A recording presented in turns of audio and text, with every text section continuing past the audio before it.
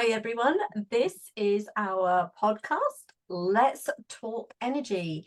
It's a series of bite-sized podcasts where we are exploring energy, energy healing, and as we've called it, it's Let's Talk Energy.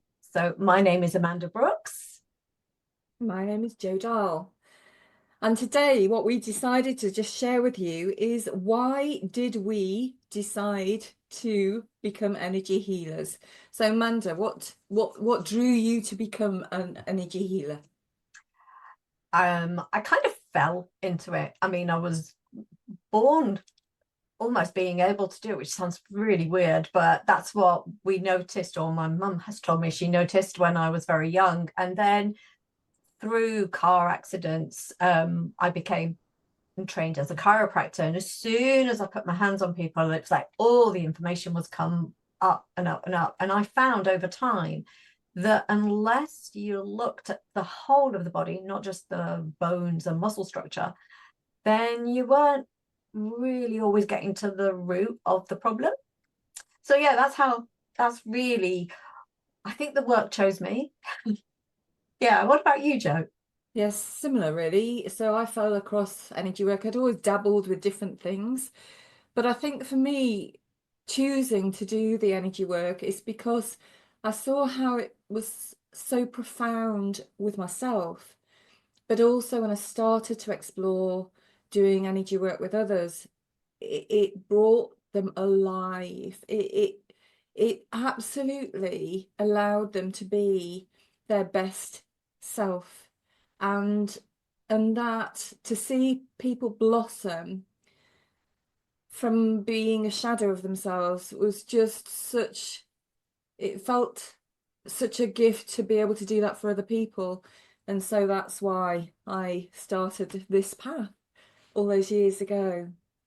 Anyway, I'm talking a lot. I'm sorry about that. So, as we always do, just for a bit of fun, we share with you an energetic tool of the week that we've been using ourselves. So, Amanda, what have you been using this week? So I've been using the thymus tap. So this is where you start towards the left of the thymus, the sternum, and you go around in an anti-clockwise direction. And you do that for about 30 seconds, and it helps to ground and reset the nervous system. And I found that with all the energies that are going on and around and all the news, that it's such a good tool and it takes hardly any thought. Well, apart from remembering to do it, of course. What about you, Jo? What have you been using? So, the thing that I've been using all week, and it's come up not only for myself but other people as well, is an essential oil, and it's lemon. And I've been using it to smell it myself. I've been doing aura sweeps with it for people. I've been asking them to smell it. And the lemon essential oil is all about change and choosing to change. And I think that that matches very well with the energies of everything at the moment that we're going through. So yeah, so that's what I've been using all week this week. Brilliant. So today we are going to be speaking about how do we maintain healthy energy? So what do we mean by healthy energy, Jo? So for me, healthy energy is when we feel aligned. We can navigate our way through each day with ease, and we are not thrown off balance by things that could affect us. It just gives us a kind of a stance that allows us to navigate whatever comes our way. That's what I would class as healthy energy. What about you? Yeah, so if we look at it from the healthy energy, which is what you were just saying, to the non-healthy energy, because that kind of leads into where I think of it as well, is that often we can feel like, have you ever felt Ready Bunny where you go, do, and you just think, I'm doing all these things, I've got all these plates spinning. I'm thinking, I must be really healthy. I've got so much energy that I can do this. But actually, we're running on adrenaline. And so for me, it is about that equilibrium. It's about that balance. but often we can be in the non-healthy energy because we're trying to keep up, we're trying to show we can do it, Yeah. we're trying to be everything to everyone. Yeah. And so for me, that's where we've got that healthy. It's not about being selfish, but it is about being centered and knowing what feels right for us. So yeah. And I think, you know, for the listeners, what we are here to try and share is what can you bring into your own awareness that can help you to sense whether you are in a healthy energy or in an unhealthy energy. Because this is all about educating you, the listeners, to having more energy awareness. And I think that that's really important. And for me, I think with regards to healthy energy and unhealthy energy, I think within myself, I know when my energy is off, as I would call it, because I become reactive and reactive to everything. You know, I become more sensitive to what people say. I become more reactive to doing things. I don't plan. I don't, you know, I don't take my time with things. I become ineffective with things that I'm doing. And that's when I know that my energy is, you know, not healthy. It's not in that place. And when that happens, it's so easy, isn't it, to then go, well, I'm not gonna, you know, my sleep's gone as well, or I'm not gonna take care of myself, and you start doing all the wrong things again. And so it's really just to have that awareness, I think. What would you share with the listeners about the healthy and the unhealthy to help them to navigate their own way with it? So it very much is the hardest thing to do, but it's the thing that we need to do when we're in that space, is just to take a breath and to see, okay, at this moment in time, what is it that I need right now? And sometimes just doing that without doing anything else can be the thing that shifts and changes it, because it's almost like that pause reset is a bit like that thymus tap. Just that moment of distraction from the doing into the being helps you to sort of like go, wow. So a couple of weeks ago, I said to my partner, I said, I think I've taken on too much. I think I've taken on too much. And I just kept repeating it. And in the end, I said to him, I have, haven't I? And he just thought, I didn't even have to answer her. But the thing is that's what I was saying earlier, is that if we do, we're not realizing that we're out of energy alignment until, because we start eating wrong, like you said. I will start throwing things in that I don't have to worry about to the oven, but then I forget I've put it in there and it's burnt. So then I don't eat again. And then, you know, it just snowballs really in from there. And I think the pace of life is very much linked in to us not always finding that balance. Yeah, yeah, definitely. And without it being overwhelming or without it being a big deal, we know that there's a wellness wheel. We know that there's things that can really help. And if we talk about the wellness wheel, we're talking about rest, sleep, exercise, nutrition. We're talking about, you know, connecting with the seasons and listening to what Mother Earth is showing us that we should be doing.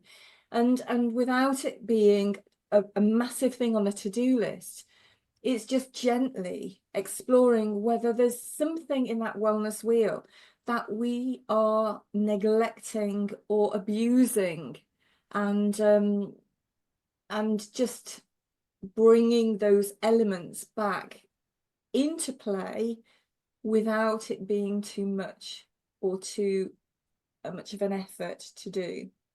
Would you agree with that? I would. And I mean, one of the main ones that's on there, I always think, is the sleep one, because the amount of people that I work with, and they'll go, I have to do this, and this when I come home. And then I haven't had any me time. So therefore, I go to bed around 1 o'clock in the morning so that I can have had an hour of me time, because I need that me time.